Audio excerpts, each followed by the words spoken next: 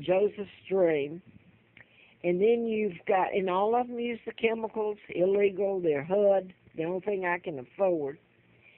And makes me look bad if you don't know the truth. Plus, they should be locked up. That's assault and battery. It is conspiracy, by the way. If you want to go back in my other tapes, read what the Roanoke Times put up some years ago.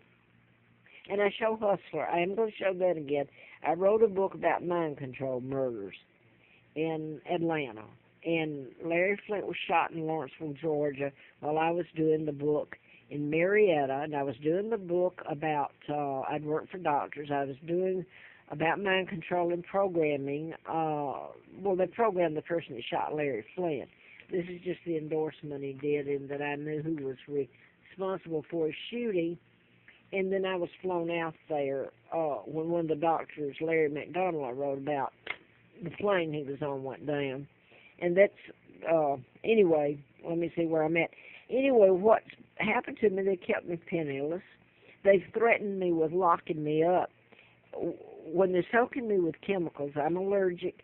See, this is why I tell a little bit, because if you pick it up, this video right off the cuff, you're not going to get it. And I'm not sure anybody even cares. And then I'll quote again the FBI agent in Atlanta after I was issued a letter from the U.S. Attorney, William Harper. See, I couldn't even come up with all these names that you can check out. It's beyond me, really. But anyway, that was in '79, June the 23rd. It was mailed to me by William Harper, U.S. Attorney, FBI. I'd been down there, and I was a little bit familiar with a couple of, I had met Malcolm Barber, who called me from Hustler magazine when this was published and told me, they just mailed it to me. I'm giving this as way of background. And they had delivered it to me in D.C., in Falls Church, and been mailed to me, Federal Express or something, special delivery. So they knew where I was living, and I had his car, so they knew where I was. They had my phone number. And he said, oh, this is Malcolm Barber. I think he said right then, he did, I know he did. He said, I'm calling for Larry Flint from Hustler magazine. He identified himself that way. And I said, well, you're the agent out of Macon, Georgia, and Atlanta, aren't you? And he said, yes, I am. He says, Larry's so upset he doesn't know where you are. Oh, and I'm going to leave it at that. And then I've just put up some of the lies that they've told and the hell I've lived in trying to tell all this. Now they run me with chemicals. I'm allergic to them, have an immune disorder, and there's nothing funny about it, at least not to me. It can kill you, let me clue you, real easy. Okay, when I get a place, and I've quoted Virginia State Trooper retired Carl Barton's wife saying to me when she dropped me off at Affordable Corporate Suites, 14th of August of '09, this is how we run you with chemicals.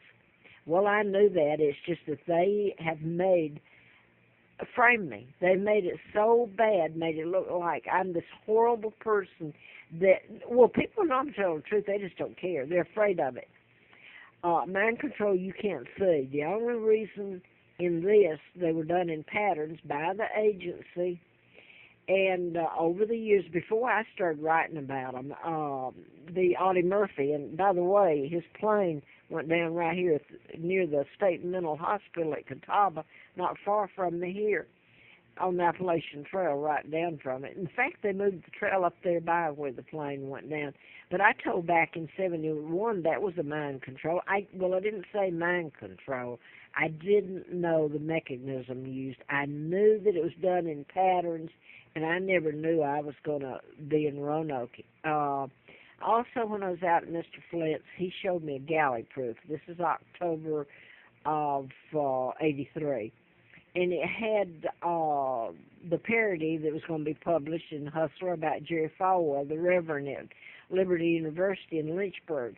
And I didn't know why he showed it to me, but then Jerry Falwell sued him in federal court at the Poff building, where they've arrested me for living in the forest and drugged me in, and oh my God. But anyway, I ended up coming to Roanoke, and this is after, I guess, I'm trying to think, when Larry Flint was sued, and went into court about freedom of speech. So anyway, then the movie came out about Larry Flint, and they come up and got me off of the trail up there, and it was cold. And the first showing, I think there were couple other showings, was right here in Roanoke, and I was taken down on the birthday, and the showing was on my birthday, January the 7th. Now then, I want to get back to this. I have an immune system. This is how they run me. Or they threaten me. I'm afraid to even say my name. I'm afraid to, I guess this is the reason a friend of mine gave me this phone, so I can upload it in social media, but that's 2.5 years ago. I'm not too sure it's helped me, but at least he tried. But anyway, I'm allergic to chemicals. There's no cure for it. You can use something for the inflammation, a medicine for inflammation, but you have to get away from it. And if you stay, this is how they run me. And right now, if I don't run, I'm in bad shape. And I'm going to show my legs. I don't know if anybody wants to see them, but I'm going to show you because they weren't this way. It makes the veins break, and I go back to Beverly. My word's no good, so I have to go back and quote someone else who probably, anyway, she was one at Joseph's Dream that come up and wouldn't talk to me inside. I had to go out, and she says, what they're putting on you, using in here, chemicals going to make well, they already had, and I knew it. But where do you go? I've done everything in the book. She says they're going to make your veins break and swell, and they have. But it's only the last few nights that they've really broken, and because of them moving me, and it's horrible. It's like I've got knots in my legs, and the only way is you get away from it. You can't smell. If it's your home and it's not fixed, you have to move. Here's from Scott Hill. You got Edinburgh I was at. You've got Richfield. They all used it, and Lease, Hood, and you break it and it looks bad for you. Then Joseph Stream in Bedford. Then you got Scott Hill. And Scott Hill is using my sons. They've got me there. It's using Scott. I've said that Scott and Mark, my sons, their names were used in a lot of this, as in Scott Peterson and Mark Garrigus. So, and yes, Mark Garrigus knows about it. And I've been out there and faxed him, and I haven't actually met him in person, no. But his investigator I did talk to, and by the way, he must have known about my book. I didn't know there was a copy left because he did some things out of the book, so the investigator did. This is just before I left Affordable Corporate Suite, where Carl Barton's wife, the retired Virginia State Trooper, brought me in '09. So this would have been winter of '10 because I stayed there, was it '10 or '11? I stayed there 17 months, and chemicals used, and I thought I'd die. Couldn't even afford it. I ate beans and nothing, bacon. Anyway, so it makes me look like I'm breaking leases. Unless you get the managers of these places up under perjury, if they don't tell the truth, then Great Britain either has to be able to take me home, or the agency that's doing all this has to tell it.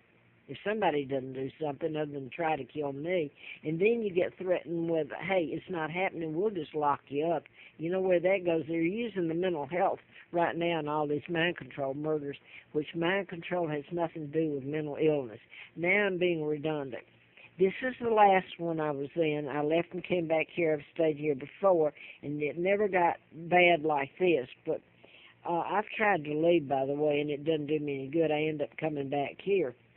But anyway, I'll get to that in a minute.